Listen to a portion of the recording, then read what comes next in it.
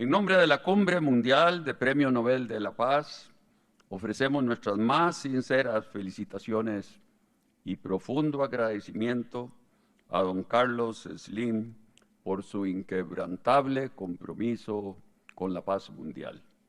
Como el destinatario del Premio de la Cumbre de la Paz, el máximo honor de nuestra organización.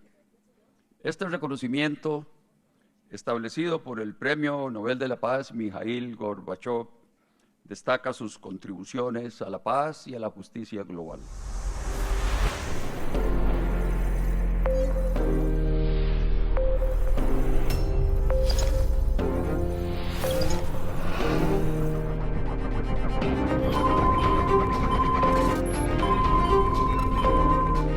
We're going to see a video related with this award. Please, video.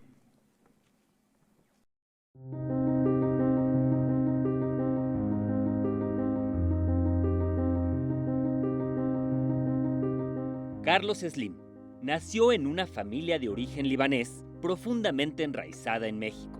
Estudió la carrera de Ingeniería Civil en la Universidad Nacional Autónoma de México, en donde fue alumno y profesor simultáneamente. En 1965, a los 25 años, fundó Inversora Bursátil, que para la década de los 80 ya se había convertido en uno de los grupos empresariales más importantes de América Latina y que actualmente tiene presencia en 49 países con más de 300,000 empleos directos. Algunas de las empresas que lo conforman son América Móvil, Grupo Financiero Inbursa, Telmex, Grupo Carso, Carso Energy, Inmuebles Carso, Grupo Sanborns y FCC. Con las fundaciones que Carlos Slim inició desde 1986 y la Fundación Telmex Telcel, establecida en 1991, se han apoyado a más de 50 millones de personas en educación, salud, empleo, justicia social, desarrollo humano, deporte, cultura y en desastres naturales. Asimismo, programas para la investigación y conservación del medio ambiente. La pobreza se combate con salud, educación y sobre todo con empleo y más empleo. Con las bibliotecas digitales se ha beneficiado a más de 25 millones de mexicanos. Aldea Digital es el evento de inclusión digital más grande del mundo. Mientras que, con plataformas digitales gratuitas y alianzas internacionales para la educación, se han beneficiado a más de 46 millones de estudiantes y familias. Su contribución para erradicar la polio en el mundo ha beneficiado a 37 países. Desde 2008, los premios Carlos Slim en Salud incentivan soluciones para los principales problemas de salud en Latinoamérica. Es parte del Broad Institute of MIT and Harvard para el estudio genómico, concentrado en cáncer, diabetes y enfermedad renal. Con el programa de salud renal, se han apoyado más de 11,000 trasplantes, entre otras varias acciones. La iniciativa público-privada Salud Mesoamérica, dirigida a la población más desfavorecida de la región, ha beneficiado desde 2011 a más de 2 millones de mujeres y niños. Se sumó a los esfuerzos para eliminar la malaria en Centroamérica, Colombia y República Dominicana. Ha sido parte del programa para erradicar la oncocercosis en Colombia, Ecuador, Guatemala y México. Actualmente se trabaja en la frontera entre Brasil y Venezuela. En 2011 se unió a RED en la lucha contra la transmisión del VIH y SIDA de madres a hijos en el mundo. Para combatir el COVID-19 se donaron más de $105 millones en la habilitación sin precedentes de la unidad temporal hospitalaria. Se otorgaron alimentos y capacitación al personal de salud, insumos y equipo hospitalario y pruebas COVID. Articuló una alianza con AstraZeneca que permitió la producción anticipada de vacunas, sin beneficio económico, para 12 países de América Latina. En 2001, presidió el Consejo para el Rescate del Centro Histórico de la Ciudad de México y constituyó la Fundación del Centro Histórico. Asimismo, ha transformado antiguas zonas industriales o pasivos ambientales en núcleos urbanos y recreativos. En 1994 abrió al público en la Ciudad de México el Museo Sumaya. En 2011, una nueva e icónica sede en Plaza Carso. Y en 2018, la Casa Museo de Guillermo Tovar de Teresa. Su entrada ha sido y será gratuita por siempre. Para alejar a los jóvenes de la calle y fomentar el deporte, se han creado diversos torneos masivos. Copa Telmex Telcel es el torneo de fútbol amateur más grande del mundo. En 2017 abre sus puertas el Salón del Deporte, un museo interactivo y gratuito. Se ha apoyado a México y otras naciones con más de 29,000 toneladas de ayuda humanitaria y más de 27 millones de litros de agua potable, entre otros. Tras los devastadores sismos en México del 2017, a través de su iniciativa México Unido, aportó 5 por cada peso recibido de la sociedad, reuniendo más de 152 millones de dólares para ayuda humanitaria y construcción. En apoyo a las graves afectaciones causadas por el huracán Otis en 2023 en Acapulco, se brindó ayuda inmediata con alimentos, agua, plantas potabilizadoras y de energía, principalmente en hospitales, entre otros.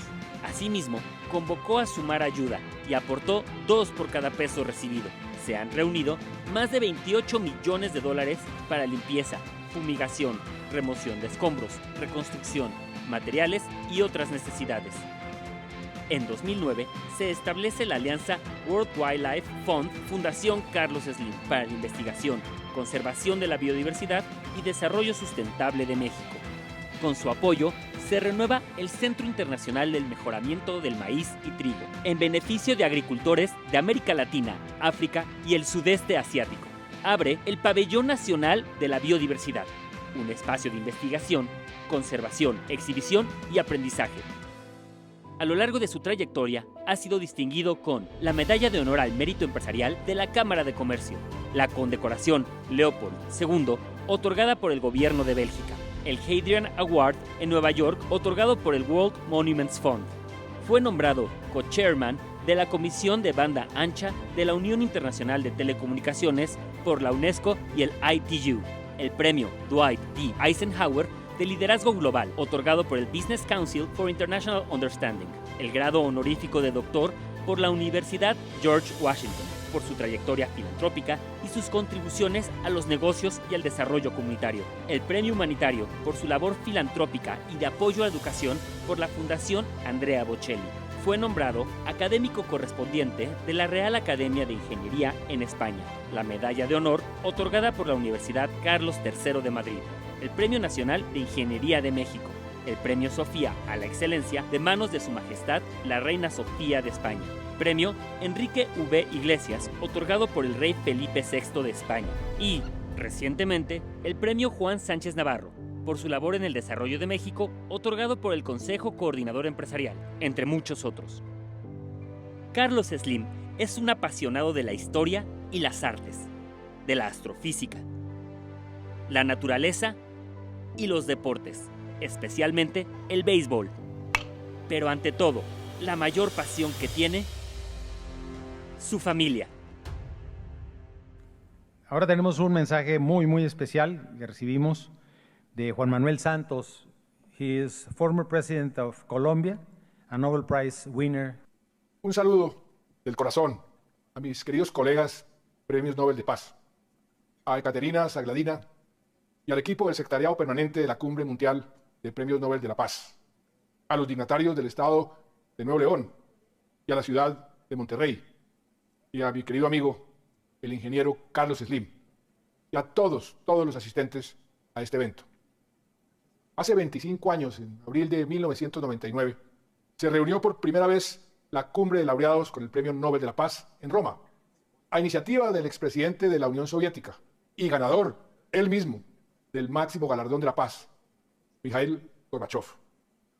Hoy en México, un cuarto de siglo después, esta iniciativa sigue más vigente que nunca. La paz debe ser la máxima aspiración de todo ser humano, de toda comunidad y de toda nación.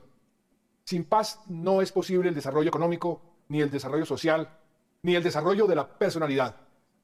Sin paz, los hombres y mujeres del planeta nos olvidamos de la esencia de unidad y de amor que somos.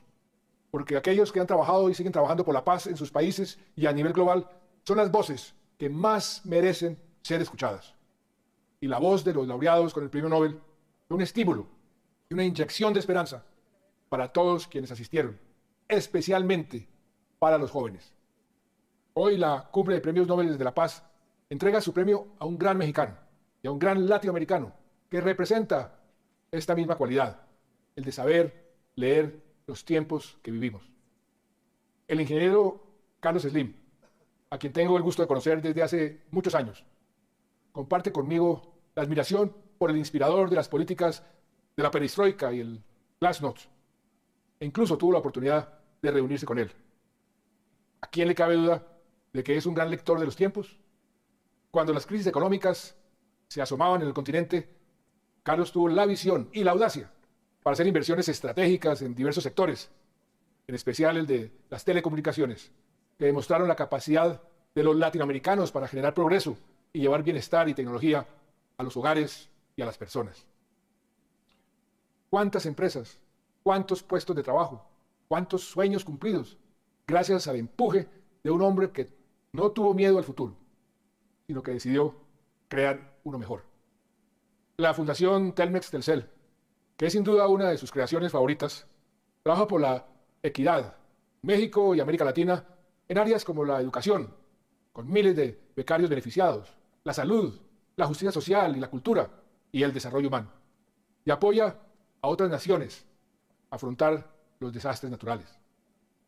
Por su trayectoria y su aporte al desarrollo de la comunidad, el ingeniero Slim es un ejemplo formidable de cómo los líderes del sector privado pueden colaborar con los gobiernos y las organizaciones sociales para construir entre todos un mundo mejor. Siento honrado, por eso, de presentar el premio de la Cumbre de la Paz que hoy se le entrega. Felicitaciones, querido amigo Carlos Slim. Felicitaciones a esta Cumbre de Paz que cumple 25 años. Y un saludo de esperanza y de hermandad a todos los asistentes. Ahora me gustaría presentarles el premio que se diseñó para don Carlos Slim. Corre video, por favor.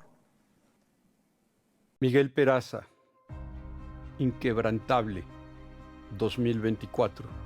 Inquebrantable emerge de las hojas secas que flotaban ligeras sobre los charcos en mi niñez. Naves flexibles, fuertes y a la vez frágiles. Podían mover diminutos insectos hasta mis más poderosos sueños. Imaginario del que nunca más me desprendería, comprendiendo que mi vida está construida de nervaduras interconectadas en distintos planos, capaces de entrar a turbulencias o de mantenerse en quietud y movimiento. El caos, en verdad, no es solo el desorden. La armonía tampoco es solo el orden. Nervaduras que se convirtieron en estructuras dinámicas de mis esculturas y en vasos comunicantes de la existencia para mi pensamiento. Los que relatan sueños utópicos en códigos invisibles sobre mitologías, leyendas y lo cotidiano, que es la llave de lo eterno. Hojas que llevan la historia, la paradoja del amor de Dafne y Apolo, la lucha entre Palas y Poseidón. En ellas está la vida. Recuerdo la leyenda de Ashian, salvado por Biloa, con infusiones de hojas de té verde. Algunas de estas hojas y sus ramas se han transformado en coronas, a veces por el triunfo, el conocimiento, el deporte, pero también a veces para celebrar la paz. Inquebrantable simboliza una hoja que no genera sombra sólida, es más bien una radiografía escultórica. Sus nervaduras y silueta permiten el paso de la luz, transparencia que revela su nitidez y texturas desnudas, relación íntima entre los valores de la estética industrial y el modelado directo de los metales, que muestra un sutil balance entre la belleza de los objetos producidos por la humanidad y la madera encontrada en nuestro entorno natural. Delicada conexión de los procesos humanos con los que malabareamos la fragilidad de la paz. Invito al artista escultor Miguel Peraza que les presente el reconocimiento para don Carlos. Lo va a entregar Ekaterina, que va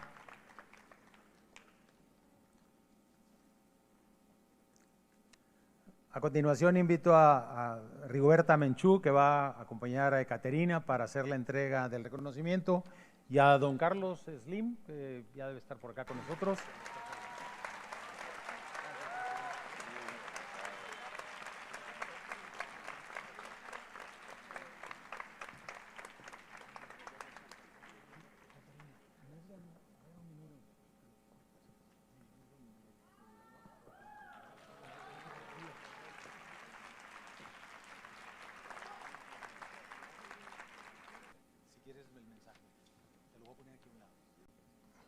Buenas tardes a todos.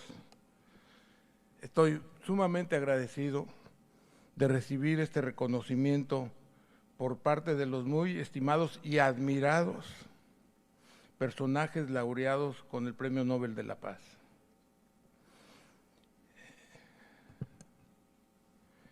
Que están en esta cumbre presidida, organizada y estructurada por Ekaterina y por su equipo.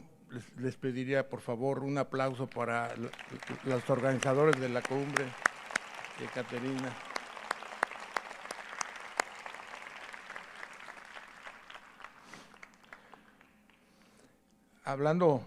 Volviendo a hablar de los muy admirados personajes laureados que nos han acompañado, vemos que su trabajo pavimenta el camino para muchos otros que trabajan buscando la paz y la justicia. Nos inspiran a permanecer comprometidos con la confianza de que el cambio es posible. La búsqueda de la paz, justicia y libertad es un esfuerzo colectivo. Y para mí es un verdadero honor continuar jugando una pequeña parte en esta gran labor. Muchas gracias por el gran honor que me han hecho en esta cumbre.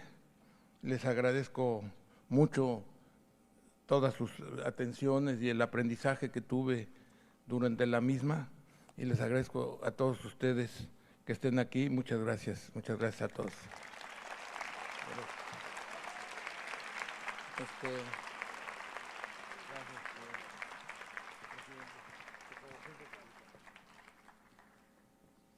Bueno, el siguiente panel o participación toma un tomo muy especial y me voy a permitir a Giselle Morán. Ella es fundadora y CEO de Real Estate Group. Es una mujer de negocios con más de 30 años de experiencia en sectores relacionados con bienes raíces, inversiones, entre otras cosas. Tiene 2 doctorados honoris causa y es consejera de varios grupos empresariales. Y ella nos va a introducir a don Carlos Slim, quien tendrá la oportunidad de platicar con todos nosotros. Muchas gracias. Hola, muy buenas tardes. ¿Cómo están? ¿Cómo están esos ánimos? Bueno, vamos a echarle ganas. El día de hoy tengo el honor de presentar a uno de los líderes empresariales más querido y admirado de México y América Latina. Es un hombre ejemplar que ha extendido y multiplicado siempre el apoyo a su país a través de múltiples programas y de su fundación.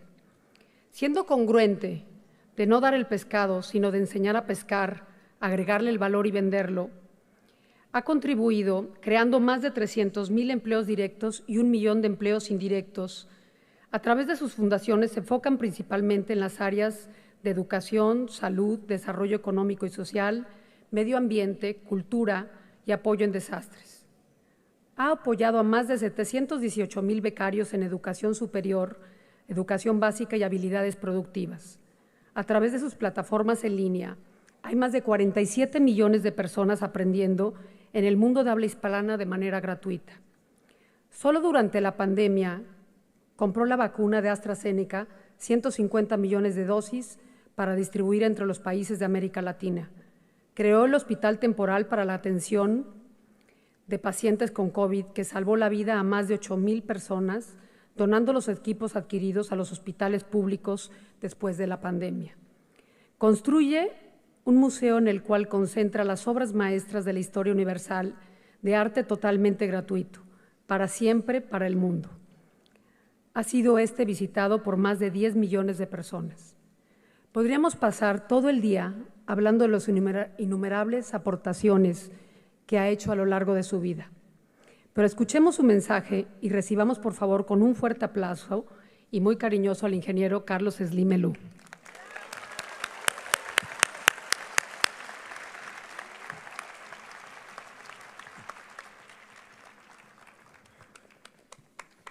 ¿Qué tal?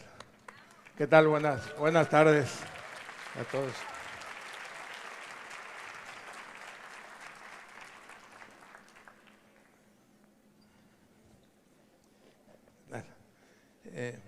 Empezamos. Buenas tardes. Ayer comenté de manera más o menos rápida sobre lo que ha cambiado la civilización desde que comenzó la era agrícola, después de la glaciación, y el haber arribado ya a la sociedad tecnológica, una sociedad que además avanza muy rápidamente. La agrícola duró 10,000 años y fue todo un proceso de grandes avances. Los personajes más importantes de la historia pertenecen a la sociedad agrícola, tanto en la parte religiosa como en la parte artística, en la parte científica. Fue notable los avances. Sin embargo, fue una sociedad con muchos problemas. Sus paradigmas, ahí están los paradigmas de la sociedad agrícola, estaban formados en todos los países del mundo. El poder era monolítico. Era igual el tlatoani de azteca, que el inca, que el faraón egipcio, que el emperador de Japón, que el rey de tal lado, etcétera, etcétera. Porque ese poder estaba integrado en lo militar, lo religioso, lo económico y lo político. O sea, era un poder absoluto. También otra de las características de esta etapa de la humanidad en los últimos 10,000 años, 15,000 años, las sociedades eran clasistas, había inmovilidad social, esclavitud y una gran desigualdad social. Entonces era una sociedad clasista muy importante, en que desgraciadamente por muchos años vivió con esclavos. De hecho, buena parte de las guerras y saqueos era para tener esclavos. Se vendían a los esclavos, no solamente, como sabemos, a los africanos, que fue una cosa muy importante en el 19, sino de todos los países. Estas sociedades pues, eran insalubres, obviamente había un gran analfabetismo, no había nutrición adecuada y la expectativa de vida era muy baja, sobre todo en los niveles de las clases más marginadas. También había, como dice ahí, una hostilidad ambiental, o sea, el medio ambiente y su cuidado obviamente no existía para nada. Se destruyeron grandes bosques, por ejemplo, el cedro del Líbano, que se usó por todos lados, prácticamente lo desaparecieron.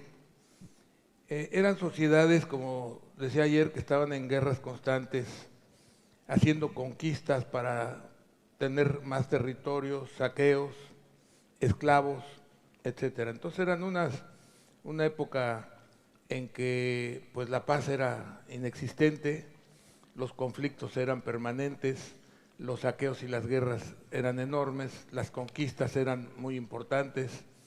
Desde Alejandro Magno, 200 años antes de Cristo, a Gengis Khan, 1000 años después, y en general eran épocas de constantes guerras, constantes saqueos y cambios de territorio. Bueno, y como dice ahí al final, las sociedades estaban sujetas a la explotación, vivían en el autoconsumo. Se buscaba en esa época que produjeran mucho y que consumieran lo menos posible. Y afortunadamente en la sociedad que estamos viviendo, la industrial, en esta nueva civilización digital, tecnológica, de servicios, como le queramos llamar, curiosamente o afortunadamente, las características, los paradigmas son 180 grados opuestos a los anteriores. ¿Por qué son 180 grados? Bueno, primero porque en lugar de existir ese poder monolítico, ya en las democracias está habiendo la división de poderes en mayor o menor grado. Hay países ya donde están muy desarrollados, donde la división de poderes es clara, el poder ejecutivo, el legislativo, el judicial, de manera importante. Hay esa democracia representativa y también participativa. Ya están los votantes también participando de la administración pública. Este es un factor importante porque además de la democracia, la libertad, está la pluralidad, la diversidad, todo es aceptado. Ya no hay la marginación de la sociedad, la gran marginación de la sociedad agrícola. También en esta época hay una gran movilidad social, ya se vuelve meritocracia, ya no es hereditario, ya las personas se preparan y normalmente cuando ya es la sociedad avanzada hay una igualdad que es muy importante, igualdad de oportunidades y de seguridades. O sea que las personas, conforme esta sociedad avanza, tienen igualdad de oportunidades, los que están económicamente muy arriba, socialmente muy arriba, políticamente muy arriba y muy abajo. Hay una movilidad social enorme que es muy importante. Esa movilidad está ligada también a, como decía, la libertad. Hay derechos humanos, que no había derechos humanos. Como decía, también hay igualdad de oportunidades y de seguridad. Estas sociedades avanzadas, ya lo estamos viendo, que lo queremos hacer en México y se está ya en otros lugares, es un hecho, el acceso universal a la salud. El acceso universal a la salud, a la educación moderna de calidad y el desarrollo del capital humano es fundamental en esta civilización. Se requiere que en esta civilización toda la población pueda tener educación, tenga salud y se incorpore al mercado, que hace que se fortalezca la economía y esa incorporación de mucha de la población que estaba marginada del mercado, que empiece a incorporarse de manera rápida, fortalece a la economía nacional y incrementa mucho el mercado interno, que es una necesidad del desarrollo.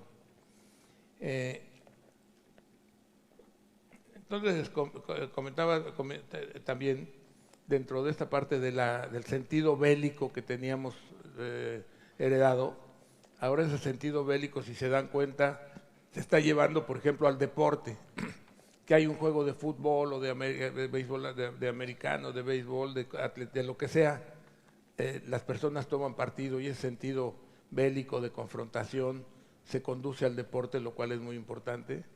También se conduce al mercado, la competencia por los mercados es otro factor importante. Y como decía ayer, China ha ido a un nivel económico de tal magnitud que como le pisaba mucho los talones a Estados Unidos y lo iba a rebasar, empezó la confrontación desde el 21 entre los dos países, pero lo que es extraordinario es que sea una confrontación económica y tecnológica y no una confrontación como eran las sociedades agrícolas, confrontaciones bélicas, que todavía nos tocó pues verlo en la Guerra Mundial y otro tipo de situaciones. Ya el mismo gobierno chino dice que no quiere guerras frías ni calientes.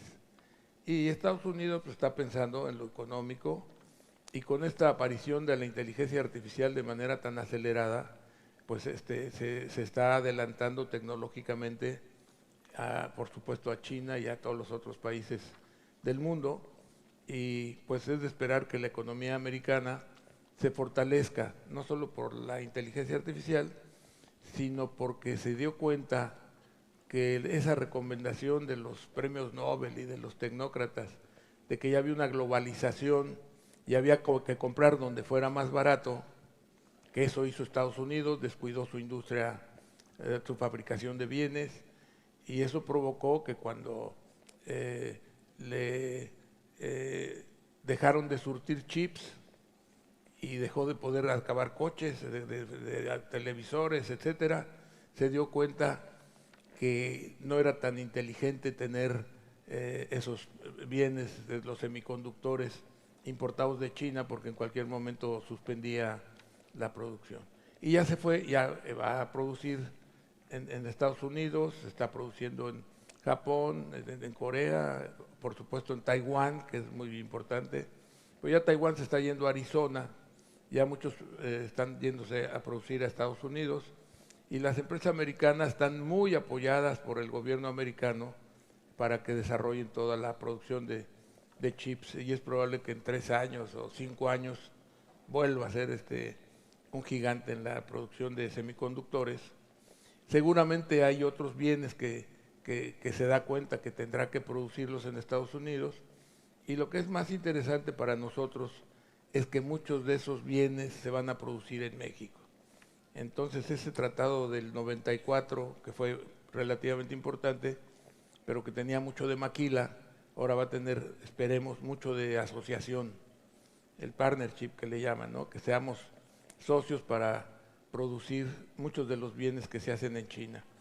Yo creo que actualmente importa como 400,000 millones de dólares o más de China.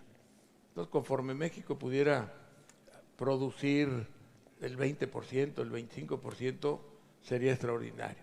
Entonces, tiene 2 ventajas México. Uno, que es competitivo y es muy buena la mano de obra mexicana. La americana ya está en servicios, ya se salió de la parte industrial. La mexicana es muy, muy buena en todos sentidos. Obviamente también el salario mexicano es menor al americano, aunque el de acá tiene más prestaciones, tiene participación de utilidades, va a tener 15% del sueldo, se va a ir a formar el fondo de pensiones, etcétera, etcétera. Va a ir cada vez más fuerte el salario mexicano para tener un ingreso real mucho mayor, fortalecer más la demanda interna, fortalecer más la economía mexicana y acelerar el desarrollo. Y el nearshoring, que ya en lugar de que venga desde la mercancía de Taiwán o de China o de Vietnam y Corea, pues está aquí a la orilla, ¿no? Está aquí en la frontera. Por eso Monterrey está teniendo una situación tan importante en esta transformación y en este nuevo proyecto. Y bueno, esto lo subrayo porque significa para ustedes los jóvenes que van a vivir una sociedad tecnológica con avances muy rápidos, grandes avances en la parte económica, y que pues la expectativa es una transformación de México. México lleva 43 años creciendo prácticamente como la población, un poquito arriba de la población. Lleva 24 años creciendo abajo de la población. Más o menos estamos, bueno, al nivel de la población. Antes crecía 1.6 y la economía crecía 1.3. Ahora creo que estamos creciendo la población al 1.1, pero en los últimos 6 años vamos a crecer como al 0.9. O sea, no nos estamos moviendo hacia adelante como pasó en los años de los 70, 60, de los 49 años que hablaba ayer. Pero la expectativa inmediata y para los próximos 12 o 20 años, sin duda es extraordinaria. No hay que desaprovecharla. Hay que incorporarnos a este programa de asociación con el gobierno americano. Inclusive, como saben, se firmó un tratado y que de manera extraña el presidente dijo que México se incorporaba a Norteamérica en lo económico. Esa incorporación de México a Norteamérica, Canadá y Estados Unidos es fundamental, es muy prometedora y hay que trabajar con inteligencia para que esas inversiones se hagan en nuestro país y tengamos un avance, un desarrollo muy rápido, que podamos alcanzar buenos niveles. No sé si les comentaba ayer que crecimos al 6.2 durante 49 años, hasta 81, y a partir de 82 a la fecha hemos crecido 1.9. Si hubiéramos crecido 3.9, no más, 3.9% al año, el ingreso per cápita, el ingreso de la población por habitante, sería de arriba de $30,000 por persona. Y estamos en 12,000 y un poquito más, según el tipo de cambio. Pero de estar en 12 o 13,000 dólares per cápita, haber estado en 30,000 ya, pues es una pena. Entonces, si nos apuramos estos próximos 20 años, pues vamos a estar en niveles de desarrollo, de crecimiento, de ingreso per cápita muy, muy superior al actual. Quizás, yo diría que en 12 años o 14 deberíamos estar al doble el Producto Interno Bruto. Y el ingreso per cápita según la población, pero estaríamos hablando de veintitantos mil dólares per cápita, que ya sería estar dentro de lo que se consideran países desarrollados con un gran ingreso per cápita, un mejor nivel, etcétera, etcétera. Quiero también subrayar que no todo es educación académica. Es muy usual que muchas personas no puedan acceder a niveles académicos de educación superior, inclusive educación intermedia. Ahí lo que nos está faltando en la educación superior, para abrir más el abanico de posibilidades de estudio, es hacerle como me tocó a mí en la preparatoria de la UNAM hace muchos años, de que en la mañana de 7 a 12 del día, o de 7, más o menos de 7 a 12 del día, eran 5 horas, San Ildefonso, que es un edificio precioso, muchos de ustedes lo han de conocer, ahí estudiábamos la prepa. De 7 a 12 era la prepa 1, y de 4 o 3 a 7 de la noche era la prepa 3.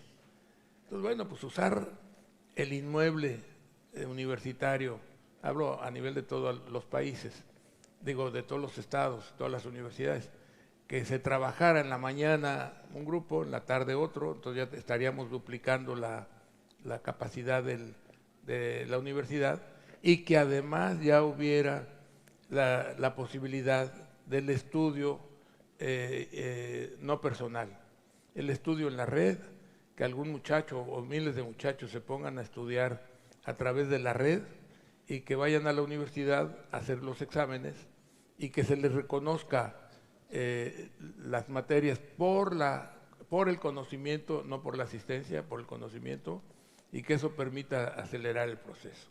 Por otro lado, en la Fundación hemos echado a andar el programa Aprende ya hace 15 años, de acuerdo con Khan Academy, asociados con Khan Academy y otras universidades de alto nivel en Estados Unidos, pero dado que los estudios académicos se carece de la posibilidad de llevarlos adelante, pues cuando llegan a la preparatoria, cuando se llega a la universidad, tenemos unos cursos muy importantes que han tenido mucho éxito, que se llama Capacítate para el Empleo. O sea, son cursos de capacitación para chef, para mesero, para turismo, para albañil, para minería, para todas las actividades. Yo creo que debemos andar en más de 500 cursos. Y en esos cursos que lo han tomado o se han inscrito, se han iniciado más de 8 millones de hispanoparlantes, porque no solamente es para México, se accede a él en Dominicana, es uno de los países que lo usa mucho, etcétera.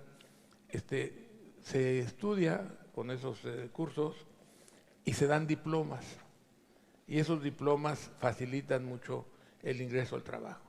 Y como ya la persona escogió qué quiere estudiar y desarrolla el curso y tiene trabajo, en una bolsa de trabajo que hay, ya la rotación es menor porque la persona escogió lo que quería. Ya no es aleatorio que encuentra trabajo en algo y se pone a trabajar ahí porque es donde encuentra el trabajo. Ya toma el trabajo de donde se capacitó, y la rotación, que es muy buena para el trabajador y es muy buena para la empresa. El trabajador es algo que le gusta, se queda ahí, y la empresa tiene ya una persona cumpliendo este proyecto. Ese tipo es un complemento fundamental para el trabajo, para la capacitación para el trabajo. Ya no es el aprendizaje académico, sino es la capacitación puntual para trabajos definidos. Bueno, ese es un factor muy importante en la parte educativa. Y pues si les parece, antes de pasar a las preguntas, que les hiciera yo algunos comentarios más, pero sobre todo leerles una carta de hace 30 años a los jóvenes, y ya me he dado cuenta que también es buena para los no jóvenes, o sea que aquí sirve para todos. Les decía, jóvenes y no jóvenes. Hace 30 años escribí esta carta dirigida a los jóvenes en 1994. En 2012 la reescribí y hoy sinteticé algunas cosas de la misma y me arranco. La idea de la carta era tratar de contribuir un poco en la forma de pensar y de vivir, también al compromiso social y al sentido de responsabilidad, madurez, y todo esto es lo que nos conduce a la felicidad. O sea, la felicidad es el producto de cómo somos y de lo que hacemos cotidianamente. Entonces empiezo. El éxito no es el reconocimiento de los demás, no es tampoco una opinión externa, es un estado interior, es la armonía del alma con nuestras emociones, que son alimentadas por el amor, la familia, la amistad, la autenticidad y la honestidad. Los valores y principios fundamentales son superiores al éxito profesional, económico, social o político. La fortaleza y el equilibrio emocional está en nosotros, pero hay que evitar los sentimientos negativos, hay que evitar aquellos sentimientos negativos, tales como la envidia, los celos, el resentimiento, la soberbia, el egoísmo, la venganza, la codicia. Estos sentimientos, además de que son negativos, son un veneno que se ingiere poco a poco. Poco a poco nos vamos envenenando de tener celos, de tener remordimiento, de tener envidias, de tener tal. Es un veneno que se ingiere poco a poco. Luego, hablando de maneras de ser y de pensar, esta frase es de mi hijo: el pesimismo conduce a la mediocridad. Entonces no hay que ser pesimista. Todo el pesimista que todo lo ve mal y que todo está esto y que esto no va a pasar y que ahí tal y que conduce a la mediocridad. Entonces hay que cuidar este tipo de emociones y sentimientos. Luego es un proverbio chino que es muy bonito, que dice: no esperen, cuando den, no esperen recibir. Queda aroma en la mano que da rosas. Esta es otra frase que también creo que es importante. La arrogancia, cuando somos arrogantes o actuamos como tal o somos permanentemente, la arrogancia es una máscara para ocultar nuestras limitaciones. No permitan sentimientos y emociones negativos. Hay mucha insistencia en todo esto, pero la repetición es para grabárnoslos bien. No permitan sentimientos y emociones negativas dominen su ánimo. El daño emocional no viene de terceros, se fragua y se desarrolla en nosotros mismos. Esta es una frase muy bonita, no es mía, pero es muy bonita. Recuerden que Dios perdona nuestros pecados, pero nuestro sistema nervioso no. Entonces, tomen nota. La vida es un camino largo que se transita muy rápido. Vivan el presente intensa y plenamente, que el pasado no sea un lastre y que su futuro sea un estímulo. Y esta está ligada a una frase que les voy a dar un poco después.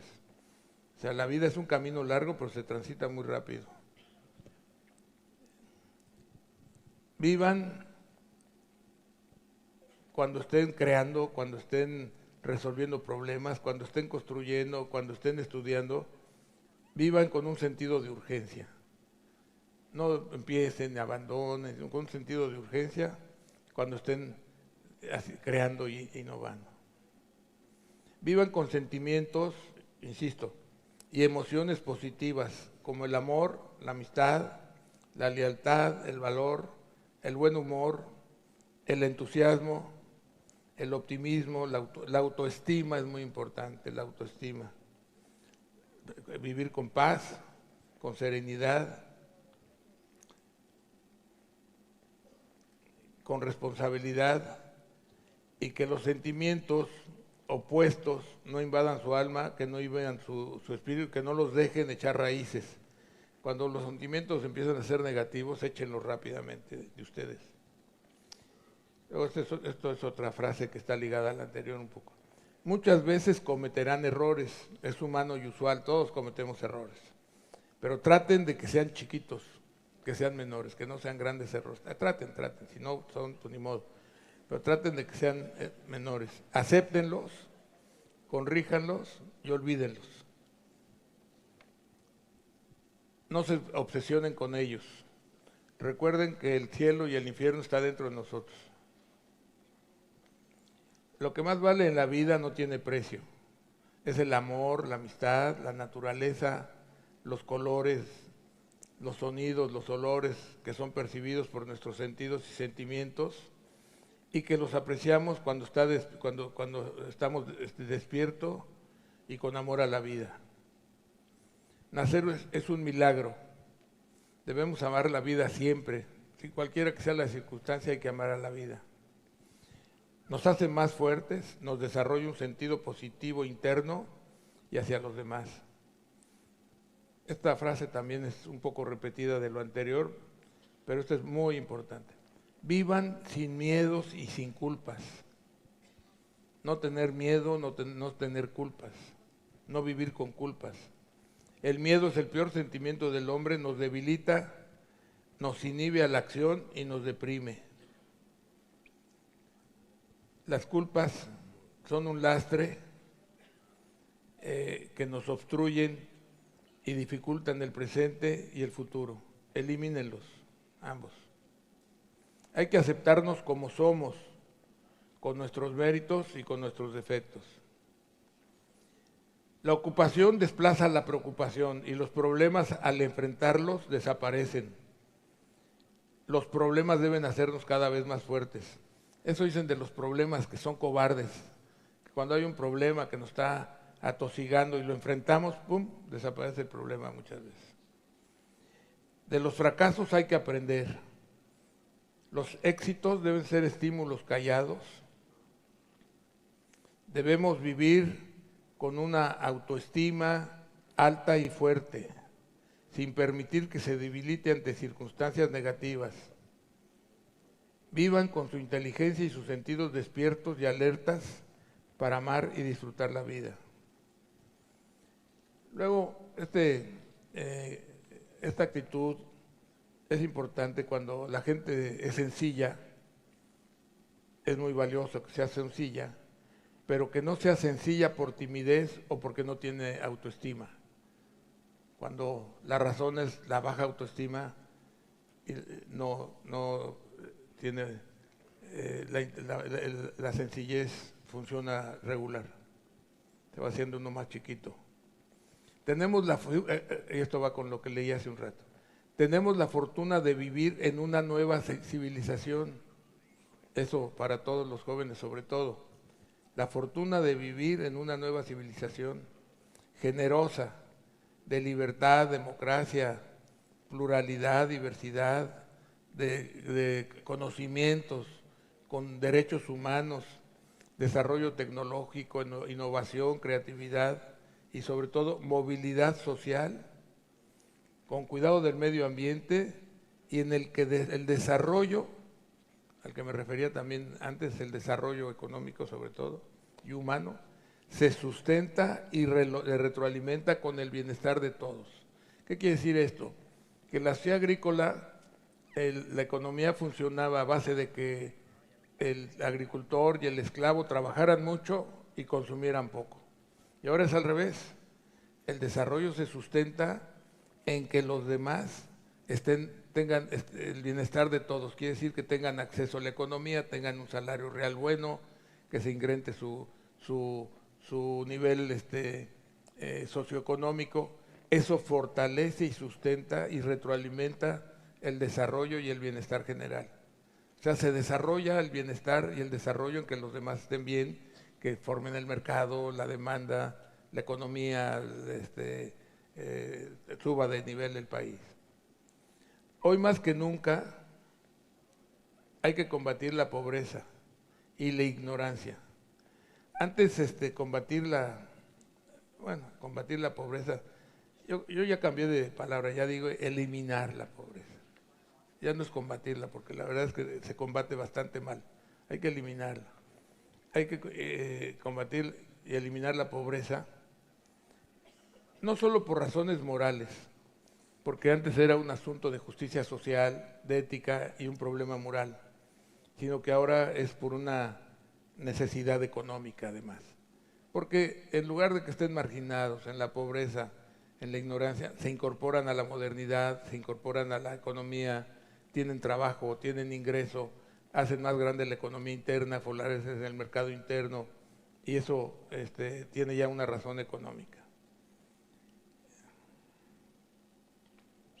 Bueno, las crisis, y esto hablo de crisis personales, emocionales, son oportunidades para hacernos más fuertes. Acuérdense, hay que salir de las crisis más fuertes. Bueno, y una frase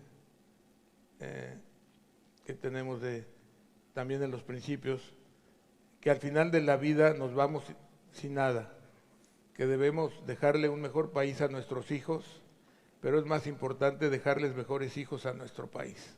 Muchas gracias.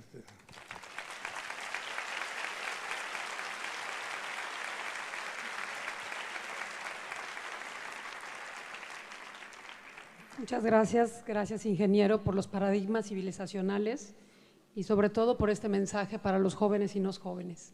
Tenemos una serie de preguntas que quisiéramos hacerle y después invitamos igual a todos los que están en el auditorio por si quieren hacer algunas. Al parecer las guerras siempre tienen una connotación negativa, pero usted ha comentado que deberíamos de declarar la guerra, debería de ser contra la pobreza. ¿Cómo podríamos apoyar en este movimiento? Sí, yo creo que es contra la pobreza, contra la ignorancia, contra el hambre y contra la violencia. Aunque suena raro, guerra contra la violencia. ¿Cómo podríamos apoyar las guerras contra la pobreza? Bueno, yo creo que hay tres formas. Una, a través de las fundaciones. Otra, de manera individual, programas individuales, y la más importante es que el gobierno tiene que tener como objetivo principal la eliminación de la pobreza. Por ejemplo, aquí en México vas viendo cifras de pobreza extrema y otras le llaman pobreza moderada. En pobreza moderada, pues yo creo que está equivocada el dato, porque hablan de 50 millones en pobreza moderada. Pero yo creo que lo que hay que eliminar es la pobreza extrema, que sigue siendo todavía, a pesar de los programas y tal, son 6 millones de personas, que la verdad para el tamaño no es mucho. Entonces yo creo que con programas específicos de un nivel mínimo de bienestar obligatorio, creciente.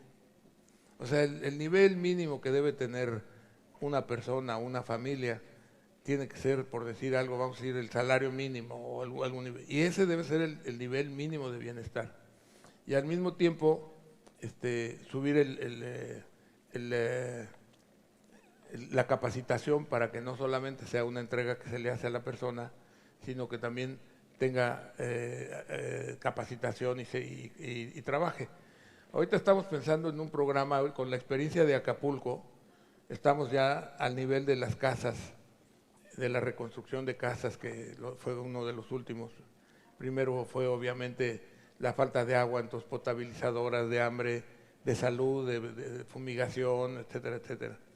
Pero ahora estamos viendo que en las casas donde hay pobreza extrema, en Acapulco, por ejemplo, que sería un inicio, es arreglar la casa para que quede una casa limpia, bien, con baños, etcétera, etcétera, chica pero bien hecha, y que el mismo dueño trabaje en arreglar la casa y pagarle un sueldo y capacitarlo. O sea, a la vez de que se le va a preparar la casa, y ver eso como un programa para que esa persona que aprendió albañilería y a trabajar para eso se pueda dedicar luego a arreglar otras casas. Entonces vamos a echar a andar ese programa a ver qué tanto sirve, porque ese programa implica vivir en una casa digna, chica pero digna, y tener ya un ingreso porque está trabajando. Y que con ese trabajo se siga en otros lados. Pero yo creo que debe haber un ingreso mínimo en una línea mínima de bienestar. Y si no es el salario mínimo porque no tiene que transportarse y todo, bueno, pues que sea el 70% del salario mínimo, el del gobierno obligatoriamente. Porque, por ejemplo, están dando pago a las gentes mayores de 4,000 y 6,000 pesos, no importa el ingreso que tiene. Deberían de darse cuando ganan menos de X, 4 salarios mínimos, ¿no? Pero tú puedes ganar 40 salarios mínimos o 60 salarios mínimos y que te den 4,000 pesos, es irracional. Esos recursos deberían de ir a la pobreza extrema. Muchísimas gracias. Y al autoempleo, ¿no? No, de verdad.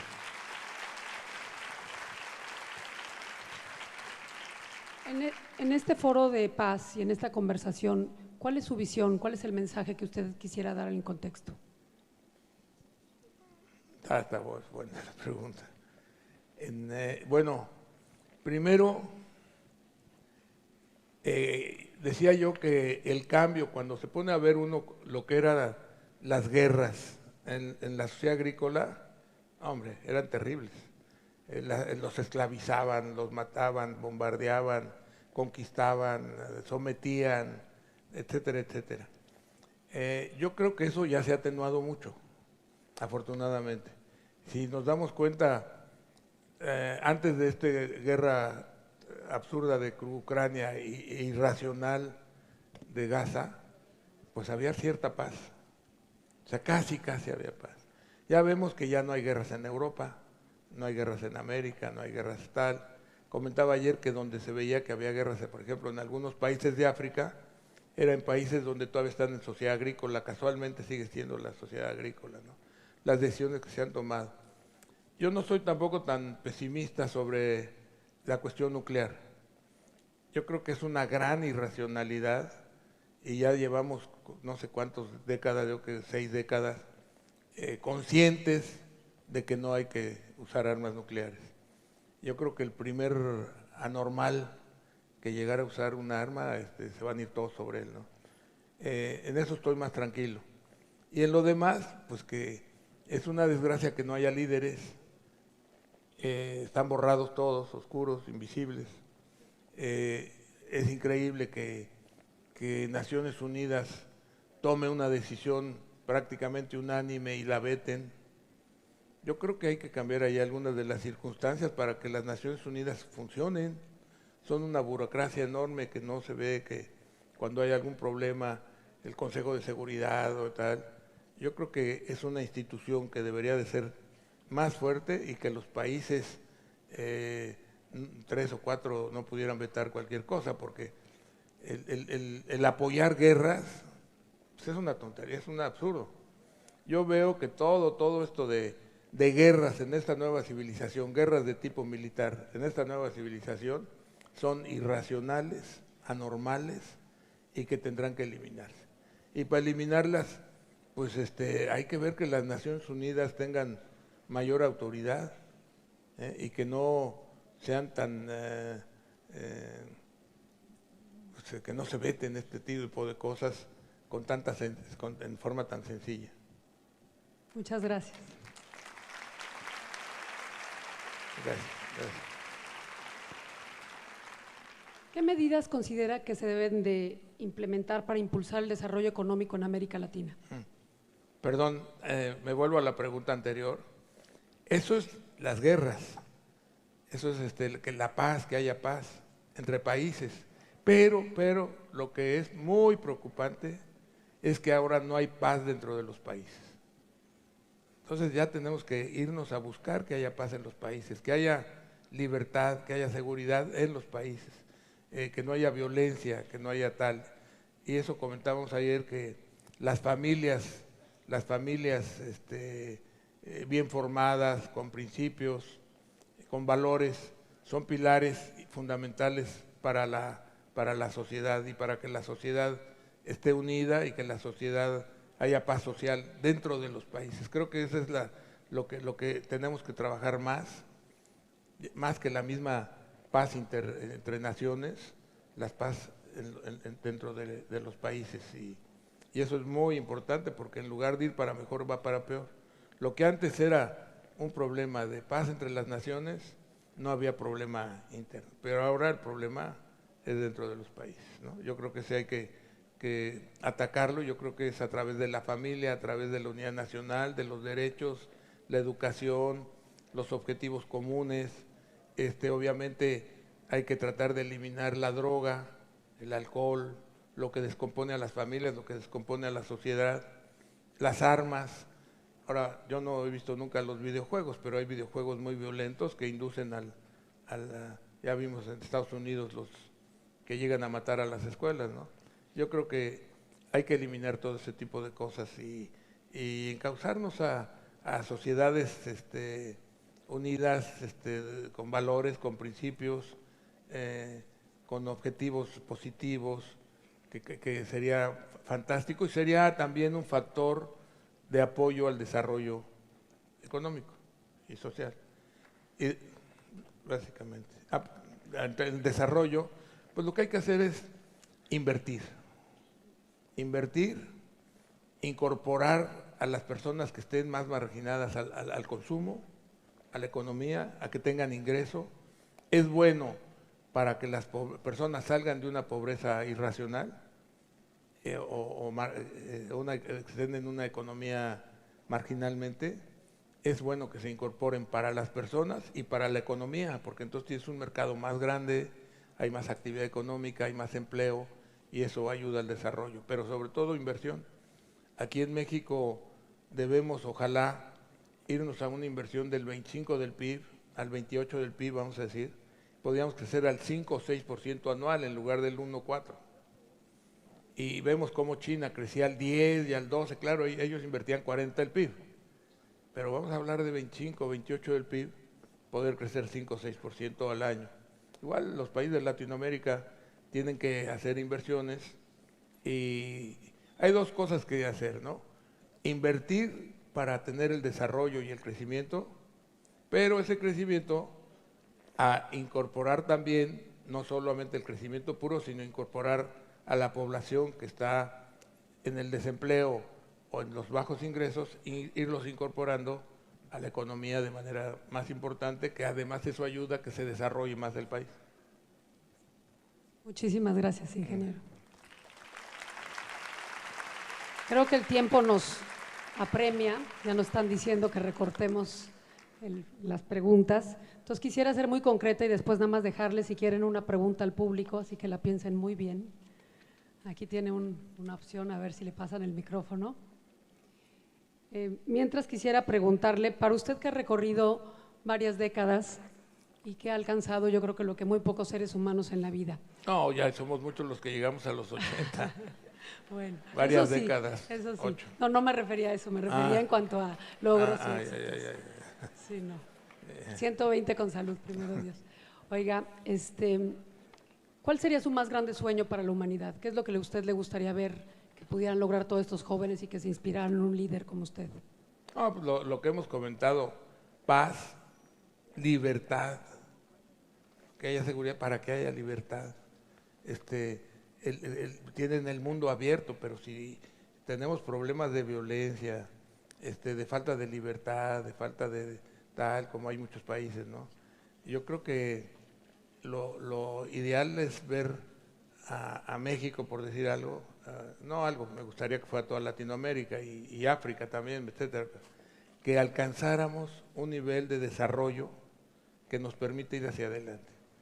Y que no nos frenemos. Por ejemplo, el caso de Europa alcanzó su desarrollo hace muchos años y está en tal nivel de confort que ya no le preocupa el cambio, ya no quiere mover nada. Lo vemos que querían subir 2 años la edad de jubilación y fue una revolución. Eso ya lo decía Alvin Toffler, que cuando están en un nivel de confort, los países les cuesta mucho cambiar. Entonces yo creo que no es la situación de México. Entonces yo creo que, sin duda, lo que más me gustaría es acceder al desarrollo, ya tener ingresos superiores económicos, que ya no haya gente en pobreza extrema, ni en pobreza media siquiera, digamos, que ya estén incorporados a la economía. Porque cuando hablan de igualdad, pues yo lo veo como una irracionalidad, y eso lo vi en la señora Thatcher, que le reclamaba a un parlamentario que no sé en qué lugar, en qué distrito o algo, le decía que había subido la desigualdad. Entonces ella le dijo, sí, subió la desigualdad, antes había igualdad acá, ahora hay desigualdad acá, ¿qué prefieres, igualdad acá o desigualdad acá? Entonces lo que necesitamos es tener que la parte inferior de bajo ingreso esté a un nivel mínimo de ingresos y de bienestar. Es lo que necesitamos, eso mínimo, y para que además siga ascendiendo y ya no importa si está acá o acá, sino que el otro no esté aquí. No sé si me explico. Entonces lo que necesitamos es incorporar a toda esa población al empleo. Ahí hablaban de que entre 55 millones de personas, 55 millones es más del 33% de la población, es el 40% de la población, que dice que está en pobreza moderada. No, eso hay que moverlo, hay que incorporarlos más a la economía, a mayor ingreso, mayor salario que permita que la economía funcione. Entonces, lo ideal desde el punto de vista económico es un nivel de crecimiento y de ingreso del trabajador superior. Y al mismo tiempo, paz social. Que haya paz social, que haya libertad, que la gente pueda moverse de un lado a otro, y que pues nos capacitemos, todos los jóvenes vayan preparándose para este fin de esta nueva civilización, que va a reclamar más estudio, más capacitación, pero miles de nuevas posibilidades. Muchísimas gracias. Bueno, creo que hay una pregunta aquí. Si le pasan el micrófono, por favor. Muy buenas tardes, un placer estar aquí. Florencia Marón, embajadora de la paz en Jalisco y representante de la comunidad libanesa en Jalisco. Dicen que nuestro propósito o misión generalmente está marcado por lo que han vivido nuestros ancestros. Nuestros ancestros vienen huyendo de la guerra del Líbano y México abrió sus puertas para que nosotros pudiéramos nacer aquí y hacer una vida en paz. Yo desde esta trinchera le quiero agradecer por todo lo que ha hecho en México y quisiera preguntarle si dentro de su fundación tiene algún proyecto específico de cultura de paz para dejar un legado más aquí en gratitud a México.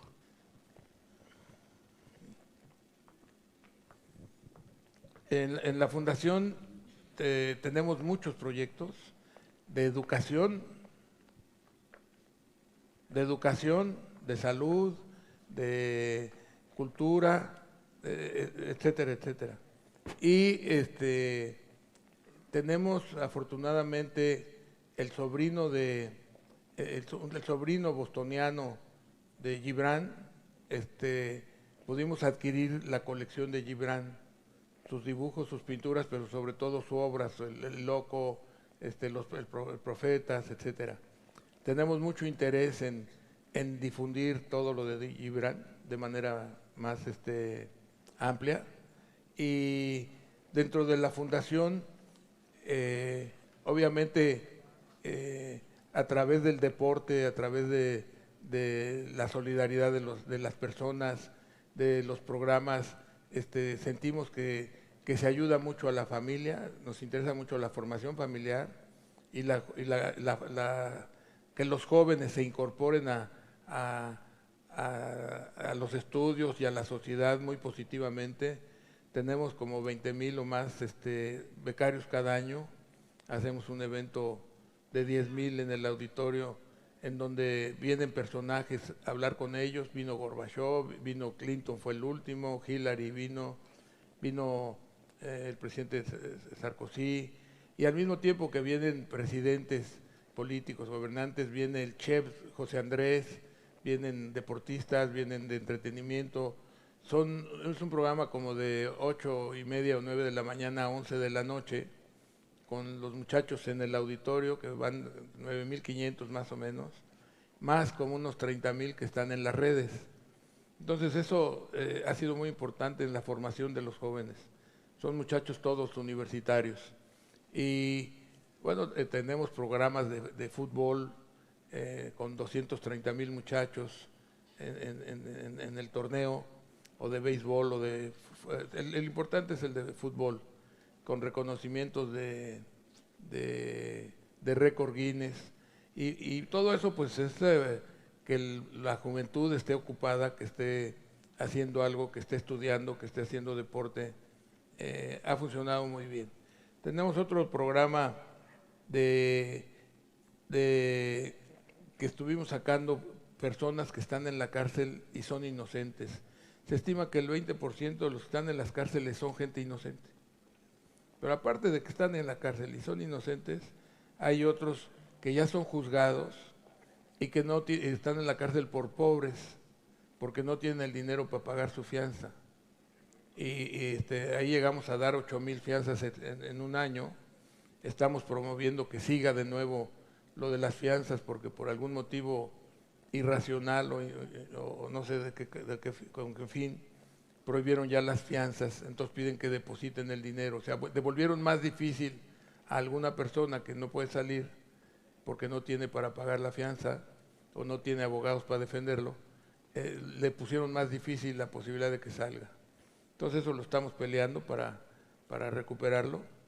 Luego teníamos otro programa de cirugía extramuros, que el Seguro Popular nos pidió que lo quería hacer ellos.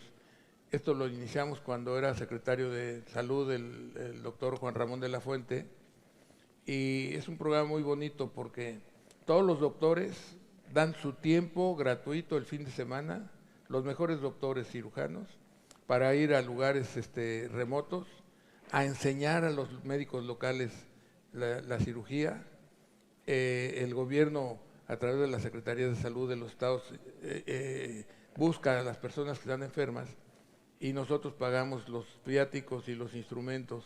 Y es muy importante porque se empezó con 2,000 personas al año y llegamos a 110,000 cirugías. Son de oftalmología, reconstrucción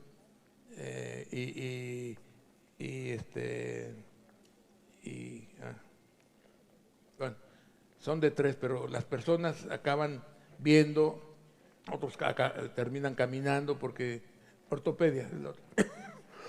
Entonces tenemos muchos programas. Si quieren lo pueden ver, la verdad no me sé qué página es, pero lo pueden ver en la página de la fundación.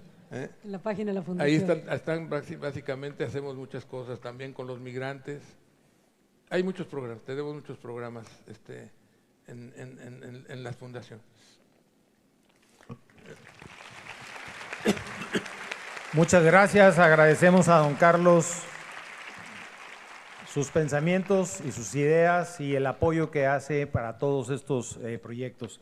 Y muchas gracias. Oye, si no te importa que lea una última frase que... No, por supuesto que no me importa. Bueno, rápidamente, es que son los principios del grupo, que no se los voy a leer más que 2.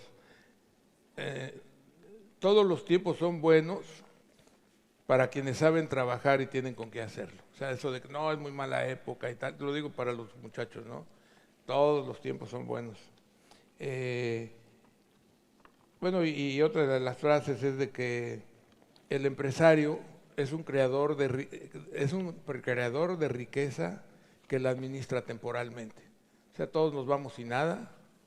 Entonces, pues el empresario tiene esa función de inversión, de creación de administración de riqueza, creación, y se va sin nada, o sea que la administra temporalmente. Y bueno, esto de que todos los tiempos son buenos, ténganlo muy, muy presentes. Y una frase de mi papá, que también se las recomiendo, el optimismo firme y paciente siempre rinde sus frutos. Es lo contrario del pesimista, ¿no? Que se vuelve a lo que conduce el pesimismo a la mediocridad. Este es el optimismo firme y paciente, siempre rinde sus frutos. Gracias. Muchas gracias. Gracias a todos. Aquí nada más es esto.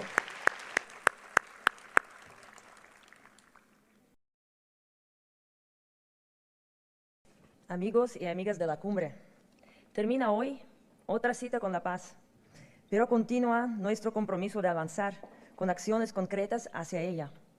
Gracias infinitas al Gobierno de Nuevo León, representado por su gobernador Samuel García Sepúlveda y secretario de Gobierno Javier Navarro, por acogernos con tanta hospitalidad y generosidad. Un aplauso.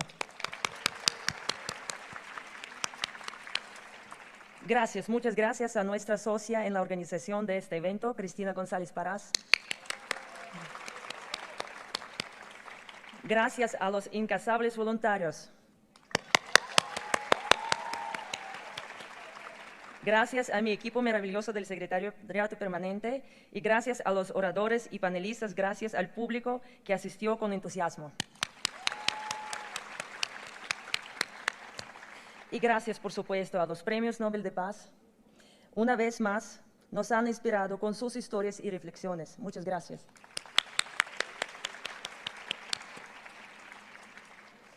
Muchas felicitaciones, ingeniero Carlos Slim, por el premio que en buena hora le ha entregado esta cumbre y muchas gracias por su activa participación en ella.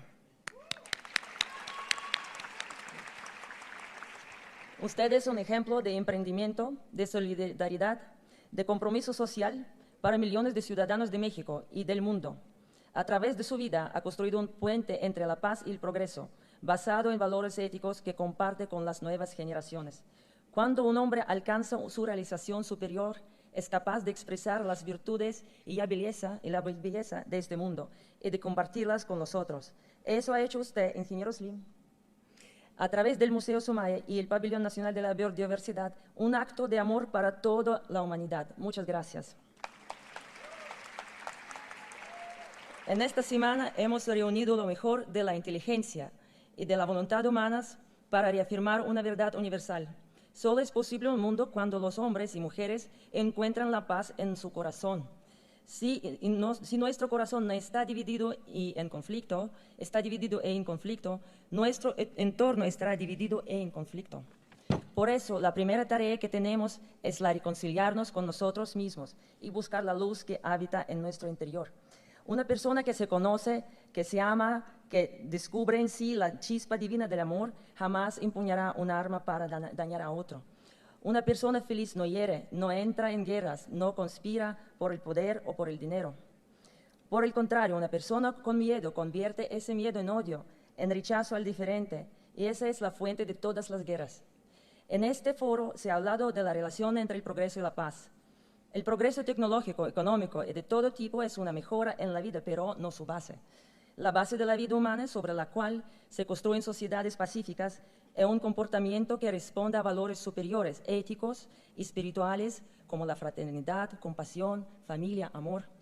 Por eso, además de los cambios estructurales, es necesario cambiar la forma de pensar. El ser humano, capaz de generar altos niveles de conciencia, debe estar a la vanguardia de todos los procesos creados por la civilización. Esto solo se logrará cuando el desarrollo personal sea una prioridad. Un desarrollo personal entendido como la convergencia de la ética, la cultura, la espiritualidad, la educación y la responsabilidad. Si no trabajamos en el desarrollo personal, ético y espiritual de las personas que componen la sociedad, no podemos esperar que las sociedades tengan altos estándares de bienestar y de paz. Por fortuna hay esperanza. La brecha ética puede eliminarse desde una edad temprana y en esto la educación juega un papel fundamental. Es urgente por eso promover procesos de educación integral que se generen ciudadanos con sentido de responsabilidad frente a sí mismos, frente a los demás y frente a nuestro planeta.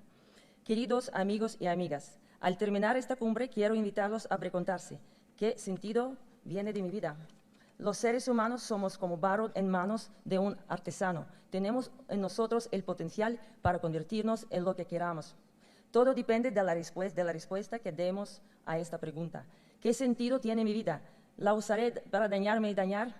¿O la usaré para alcanzar mi máximo potencial y apoyar la realización de los demás? Son los pensamientos y los significados los que dan forma a nuestra realidad. Si tenemos sociedades en guerra, con corrupción y pobreza, es porque estamos alimentando las mentes y corazones con pensamientos e información de separación, ataque y miedo. Mi invitación es a que trabajemos hacia adentro para conocernos y reconocernos, para valorarnos como seres humanos únicos, chispas de la divina creación. El problema no es el barro que somos, lo importante es decidir qué hacemos con este barro. Vasijas maravillosas para contener el alimento o muros que nos separan del otro. La respuesta la tienen ustedes. Está en su corazón. Somos el ser aquí y ahora. Somos la presencia activa de la vida aquí y ahora. Sin las cargas del pasado, sin los temores del futuro. Sin libar etiquetas en la frente ni etiquetar con juicios a los demás. Nos reconocemos como la gran familia que somos. Esa luz de compasión, esa luz de fraternidad, esa luz de unidad, la dejamos encendida hoy en Monterrey. ¡Que viva Monterrey! ¡Que viva México! ¡Que viva la paz! Tengo un anuncio muy especial para México y para la Cumbre Mundial. Abrimos nuestra oficina de la Secretaría Permanente en la Ciudad de México, es una oficina institucional. Y agradezco mucho a una persona muy especial para mí, una mujer especial, que me ha apoyado aquí en México incondicionalmente con su fuerza y energía. Giselle Morán, por favor.